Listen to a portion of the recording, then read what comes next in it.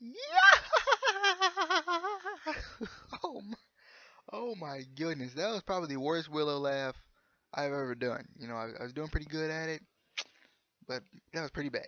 But anyway, guys, what's going on, everyone? We got a championship showdown. I think Kurt Angle coined it. The 710 edition of TNA Impact Wrestling. A show I truly enjoyed. I really enjoyed this show. It had some great matches on it, with the exception of one. The match was just terrible. I couldn't do it. But we'll get into that when we get into that. Okay, we will definitely get into it though.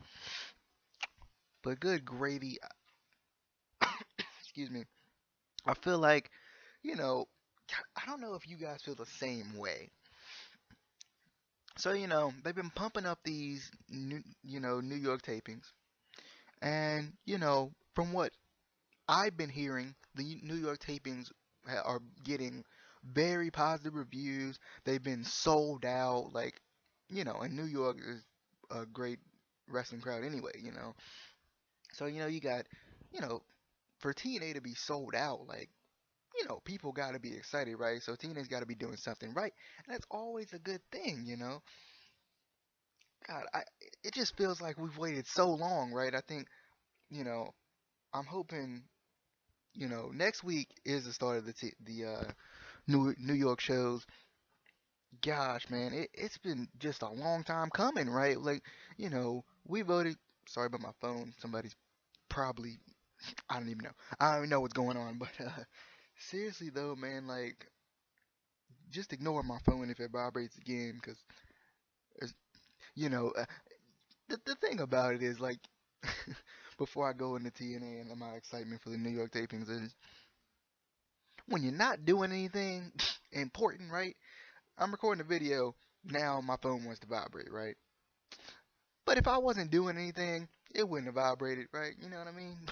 But anyway, guys, I'm really excited for these New York tapings. I can't even lie, man. It feels like we've been waiting a long time for this, right? I mean, don't you feel the same way? Like, it just feels like we've been waiting so long, right? It feels like we've been in Pennsylvania forever. Like, you know what I mean? We saw the vote, six side versus four sides. We've been waiting for the six-sided ring, right? And every week you tune into TNA and you're like, oh, the six-sided ring's gonna be this week. Oh, the six-sided ring's gonna be this week. You know what I mean? And it never is. And I think I just hope, that not only the TNA fans, but the people who are actually looking for the six-sided ring to return, and they were looking for it like the past 2-3 weeks or whatever. I hope they didn't get frustrated and kind of just shift away from TNA, because I mean I feel like we've had some great shows over the past few weeks. Good gravy, man. I love this show, man, and I'm really excited about the New York tapings. This is one thing I'm getting to, and then I'm getting into the review. The the thing about TNA taping so much in advance, right?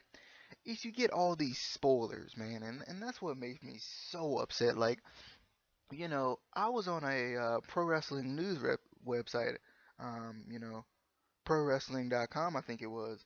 Pretty sure that's what it was. I was on a pro wrestling news website, that one in particular, and you know, I was looking and it says, Sonata.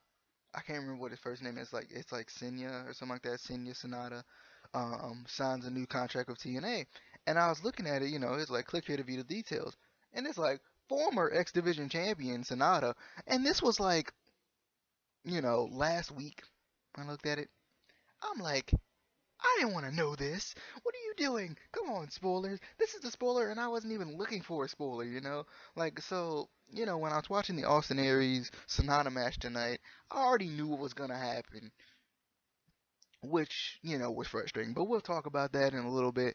That's my only thing about TNA being taped and all. Like, with TNA being with TNA being taped so much in advance, spoilers come out like that, and it gets the person publicity for whoever posted. But guys, we got the 17 edition of is it 17? Right? Am I right? 17? Yeah, 17 edition, July 10th edition of TNA Impact Wrestling. Good gravy, man. I thought this was a jam-packed show tonight. It, this show was a bona fide wrestling show. I honestly feel that way. There wasn't a ton of promos. There wasn't a ton. And this is what we want to see from TNA, right? I think a lot of people, you know, got mad at TNA because there was too much talking, too much talking, too much talking, and people were expecting for were pretty much expecting when Kurt Angle keeps his promos short and sweet, so he keeps them short, so we were expecting a lot more wrestling in the shows, and that's exactly what we got tonight. So we had first off we had Bragness. Well, even before that, the show did start out with a promo, but it was really short. It was like 3 minutes tops, and basically it was Kurt Angle going over the card again. He's basically going over what the card was gonna be, and then he basically said he called out Willow, and he said, you know what, I want the most competitive guy back. Um, you know, at, at least for this battle royal, Willow doesn't have to leave, but I want Jeff Hardy back for this battle royal tonight to determine the world heavyweight title, the number one contender for the world heavyweight championship. So the first match on the card was Bragness versus the Wolves. If you don't know who Bragness is, Bragdis, Bragness, Bragness is Bram and Magnus. I just put them together and made them Bragness because it just makes it a lot easier to say, right? Bram, Magnus, Bragness. It's just But this was for the tag titles. Um, First off, like I said, anytime the Wolves starts all the show, it's always good, right? It's always, it gets the excitement going, it gets it pumping. I thought this was a very good match. I really did. I thought this was a good match. It might not have been like what, pay-per-view quality, blah, blah, blah, blah, but, for an episode of Impact Wrestling, just a regular episode, we're just watching, it was, it was a good match. I enjoyed it personally. And I love Taz on commentary. You know, I really do. I really do love Taz on commentary. Let me tell you my reason for this. The reason I love Taz on commentary is because Taz treats professional wrestling like a sport. Now I know it's not, blah blah blah. It's not real. It's fake. It's scripted. Whatever. However you want to say it, right? But when it's treated, when the commentator, Taz in particular, I just notice him doing it. A lot of times he'll, say, "Wow, that's a good move right there," and it does this specifically. You know what I mean? And that's what a NBA commentator would say. The finger roll protects you from getting your shot blocked, or something like that. You know what I mean? Like he treats it like it's a freaking sport, and it just makes me excited because you know when something that's not necessarily is not necessarily real and all, like everything's not necessarily real about it. When it's treated and it's a sports entertainment business and it's treated like a sport, it's just a good thing, right? Like it's just a good thing for professional wrestling to be treated like a sport, even though it is scripted. But then again, when you treat it like a sport, as a viewer, it just provides more validity for what I'm watching. Basically this was the Wolves retaining their titles, and like I said, with title matches, you don't expect title changes, right? You just don't. Like on regular broadcast, maybe on a definitely on a pay per view, you expect title changes, but TNA has proven to be, a little bit different than everyone else, and they will change titles on a regular show, and they do it, they do it a lot, which I think is good because it brings something different. You don't see a lot of title changes on regular shows. If you go watch WWE, you're not gonna see a lot of title changes on just Raw or on SmackDown or Superstars. I mean, you're gonna see them every once in a while, but usually it's surprising. It's surprising to see because you expect the title change to come at the pay per view because that's the payoff. That's when everyone's watching. You know what I mean? Not everyone specifically, but you know what I mean. That's when a lot of the people are watching. People definitely come to watch the pay-per-views. You know, if you don't watch any other show and throughout WWE, you're gonna come watch WrestleMania, right? You know what I mean? It's the biggest pay-per-view of the year. Everyone knows it's the biggest pay-per-view of the year. I think, even people who aren't wrestling fans probably know that WrestleMania is the biggest pay-per-view, in the professional wrestling sports entertainment business. But, like I said, you just don't expect it, right? Next, we had a Bobby Roode segment. Pretty much, he was like, I got jumped right here, but I'm going to call MVP out. Basically, he calls MVP out. MVP comes out in a wheelchair tonight, which was different. It's different to see. Um, and basically, it wasn't much going on here. Basically, it's probably setting up a future Bobby Roode MVP feud or something like that. But do you guys think Bobby Roode? He's got to be one of the best in the business, right? I feel like he's one of the best of this generation. As far as what he does, he's like that I don't really care type of guy. Stone Cold was the same way, and I think Bobby Roode shows a lot of passion in the ring. He shows he puts in the work when he gets in the ring, but when he gets on the mic, he also puts in the work. You know what I mean? It's great to see passion in wrestling, right? And also, I love the new Bobby Roode theme. It's not necessarily new; it's just kind of remixed a little bit. Like, you know, it was doom doom doom doom, something like that. But it's like, it's just a little different. If you get a chance to listen to it, for some reason I can't remember it now. I don't know why. It's not even a hard thing to remember. It's just I don't know. But if you get a chance to go listen to Bobby Roode's new theme, it's not even different. You know what I mean? And I think pro wrestling can learn from this. Like, instead of creating a whole new theme for somebody, sometimes you need a new theme. You need something fresh. But in other times, you just need a remix theme. Like, you just need a remix theme so people still know that's Bobby Roode. People still know that's Bobby Roode. When I don't know, like, when someone comes out with a different theme, you don't necessarily know that's them. You only know that's Bobby Roode because his theme is, the same, but it's a tad bit different. So I mean, Kenny King did come out after this, and they're having this little feud, especially while MVP's has the torn meniscus. So Kenny King is kind of being the fighting of the MVP Kenny King thing, with Lashley being the world champion, obviously he does his world champion stuff. Kenny King does the other stuff, and obviously MVP's hurt. So, next we had a Sonata James Storm angle in the back. Basically, what happened here was, last week James Storm said, Sonata, don't choke. Pretty much that was the biggest thing, and Sonata, he won't have it. He was really upset about that. And James Storm says, James Storm is like, pretty much, the Great Muta. You gotta do this for the Great Muta, right? You know what I mean? The Great Muta's your protege and all that. He's your mentor and all that. You know what I mean? So you gotta do this for the Great Muta. You gotta win. You gotta win this match. But he does it in a heelish way, a heelish, disrespectful way, especially by saying "don't choke." He's like, Great Muta's coming all the way to New York City to come see you. What if you lose? You know what I mean? I think these last two Sonata angles with James Storm has really solidified James Storm as a legitimate heel.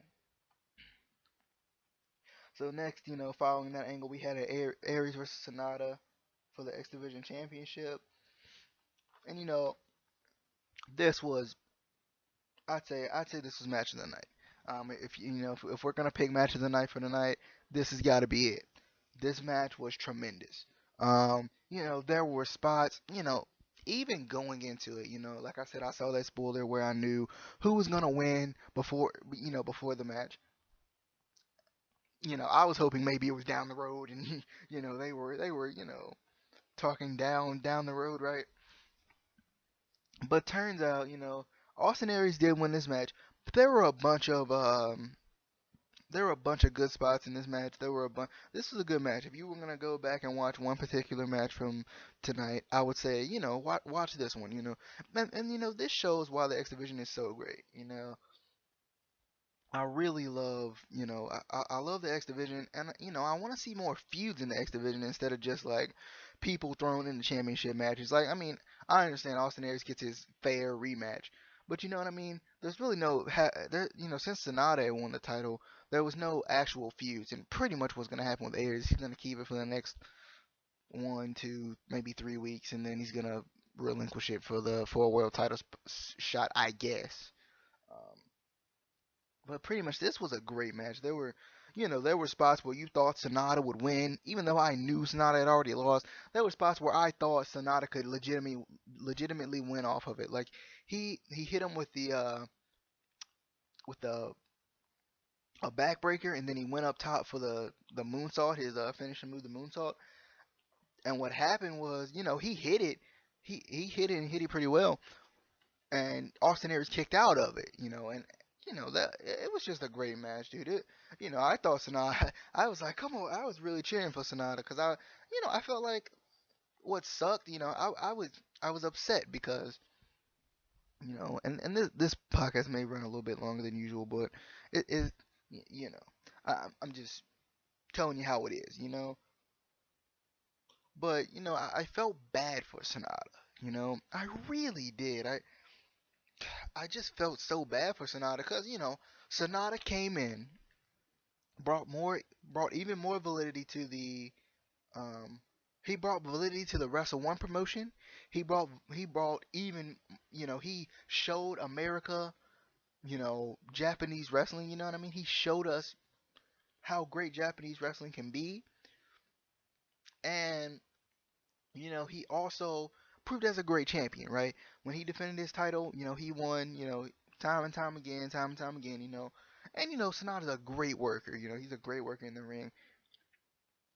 I just feel bad for him because, he just it was like he was like a transitional champion, but kind of not, he was. I just don't. I don't know. I understand it, but I don't understand it because I understand they don't want to, quote unquote, expose Sonata and make him, because Option C has been pretty much foolproof, right? Even though I feel like if Austin Aries cashes in, he's not gonna win. But Option C has been foolproof pretty much.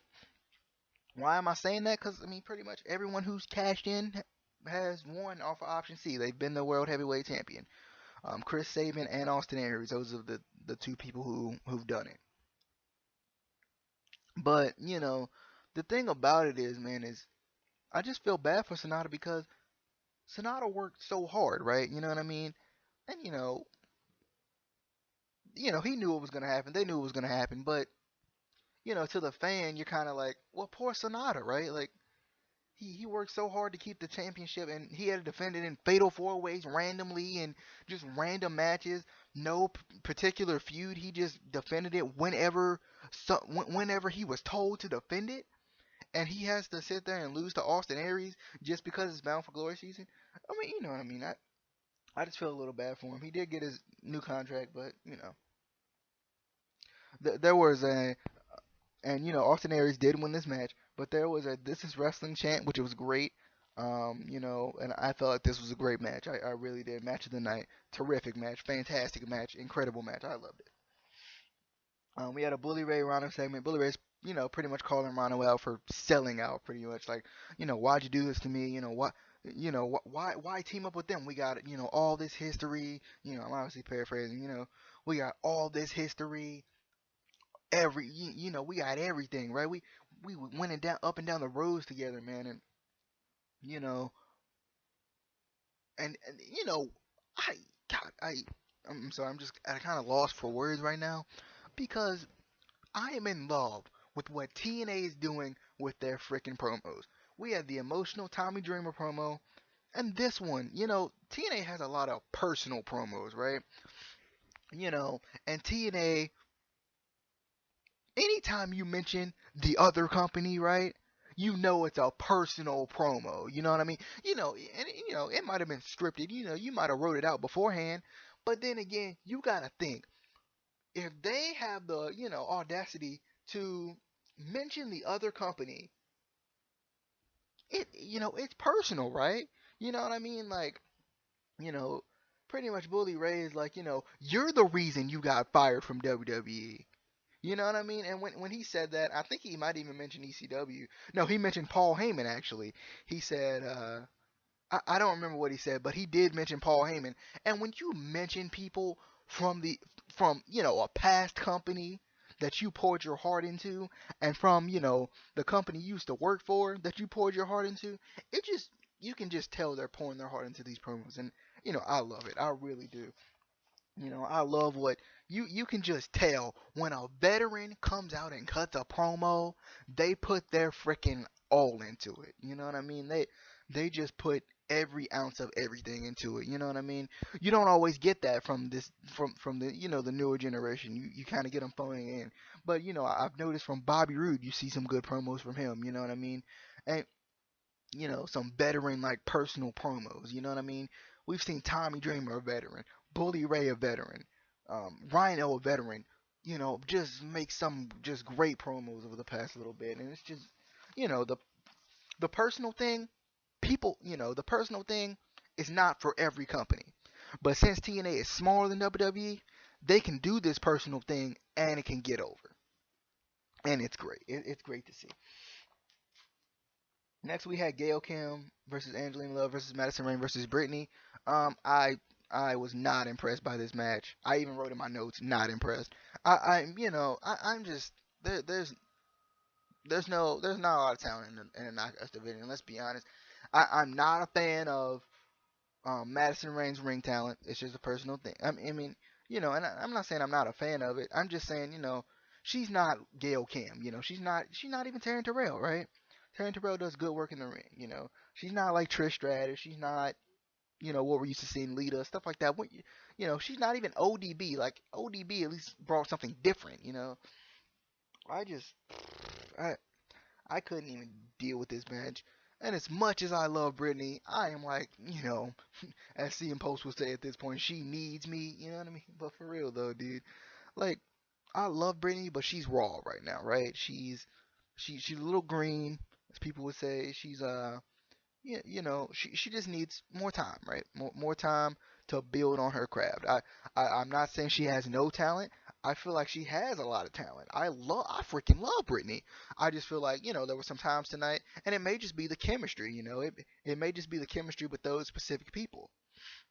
I'm gonna try to look up some Brittany matches and see if I can, you know, watch her in some other matches and see, about her in ring talent, but I just, my hope, I just hope she puts some more work in, and gets the builds the chemistry up with the knockouts that are in the division, and you know, I feel like we could see some great things from Brittany, even though she's a little rough now.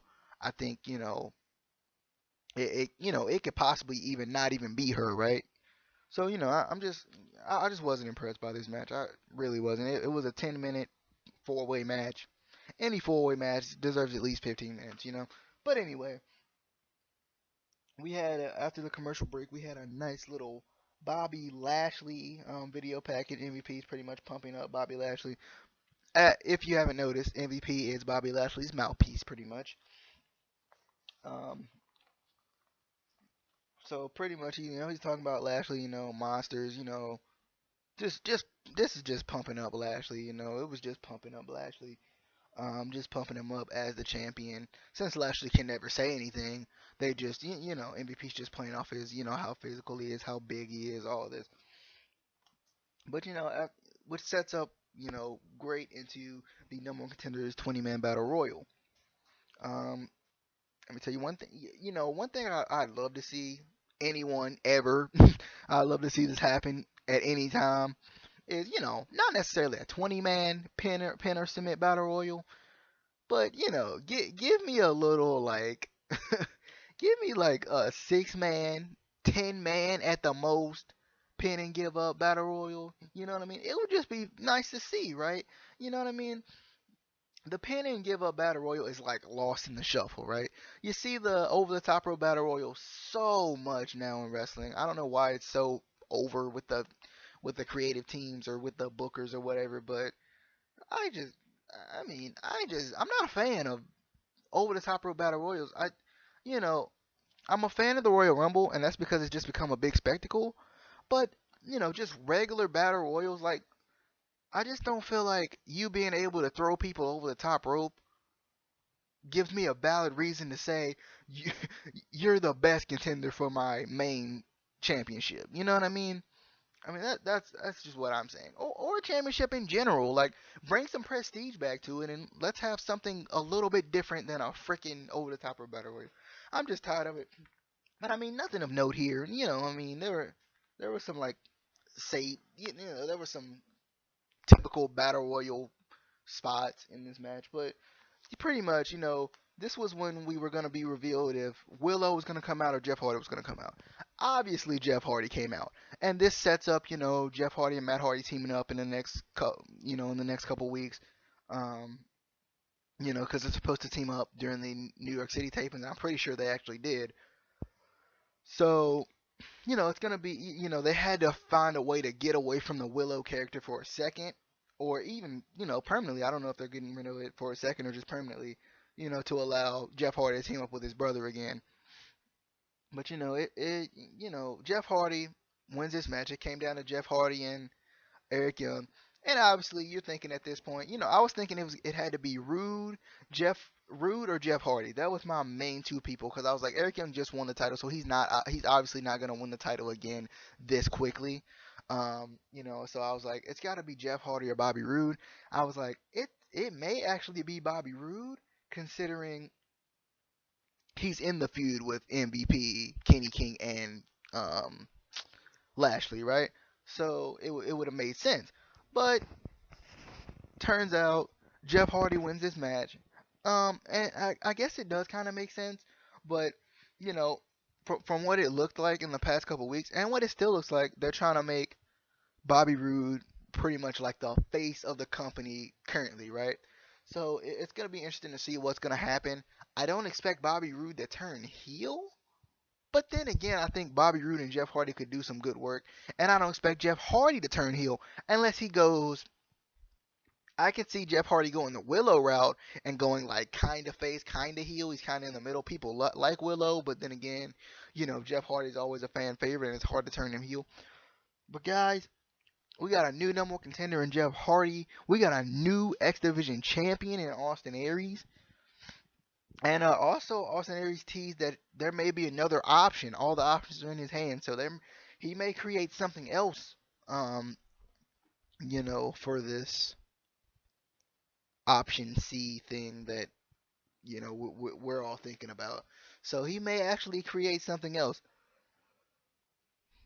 So it's gonna be interesting to see what Aries does, guys. I hope you guys enjoyed. I got some interviews coming. I know I say that every time, but I really do. I just gotta get them set up.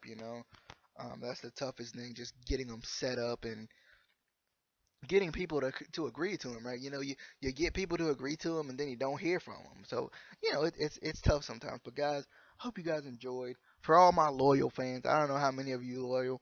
Probably like one of you, maybe a half of you. I don't know. You know what I mean? I love you guys though. Everyone who comes by and watches, love you guys. See you guys later.